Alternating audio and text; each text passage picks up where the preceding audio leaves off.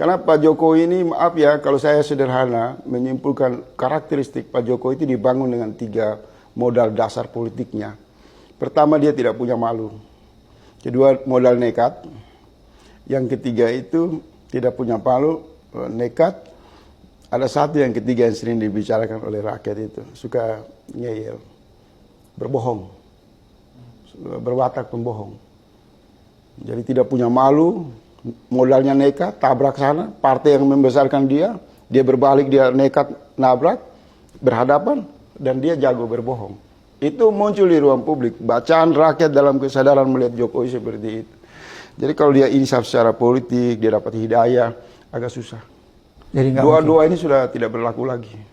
Karena karakteristik dia ini sudah tidak beda dengan apa yang disebutkan di awal tadi saya mengatakan, tidak beda dengan karakter Zionisme. Orang-orang yang menyembah kepada perbudakan materialisme, menganggap materi segala-galanya. Dia tidak punya basic spiritual. Kalaupun ada itu simbol-simbol kemunafikan saja. Jadi Bung Faisal kayaknya tidak bisa berharap bahwa Pak Jokowi kembali ke kenegarawannya untuk menghentikan anaknya. Ya, Ibu Mega aja ditipu berkali-kali dan terakhir menyampaikan pidato yang mengagetkan publik. Itulah ungkapan tidak percaya. Bagaimana kita yang dari jauh? Tapi alhamdulillah kan kita nggak pernah ditipu sama Jokowi. Nah, banyak elit partai ini senang ditipu dan masih membiarkan. Kita mohon dan berdoa semoga mereka sadar.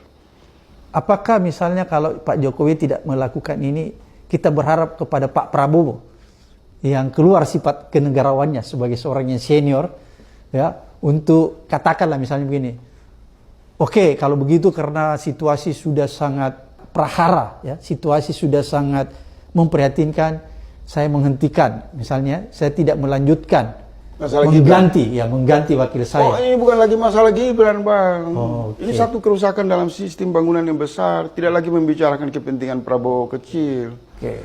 Kalau hanya memperbincangkan Gibran, itu sudah berakhir di MK, sudah mewakili kesadaran kolektif rakyat bahwa ada kejahatan dalam perpaduan calon presiden dan wakil presiden, hasil rekayasa MK. Ini bukan soal itu. Jadi soal apa nih? Ini pertunjukan keperkasaan kekuasaan yang semena-mena di segala sektor. Dan di bidang ruang demokrasi kita tadi ulang-ulang, proyek politik mencuri suara rakyat. Okay. Maka kelasnya itu lebih hina dari orang yang mencuri ayam di kampung. Jadi ini bukan lagi soal Gibran dan Kaisang? Bukan, ada yang kecil, ini buang tempat sampah. Okay. Bocah-bocah itu nggak usah dibahas. Ini masalah marwah negara, sistem negara, harga diri negara, rasa keadilan bernegara. Itu satu bagian dari cabang-cabang kekuasaan yang terjadi. Masalah perampokan sumber kekayaan alam, penggunaan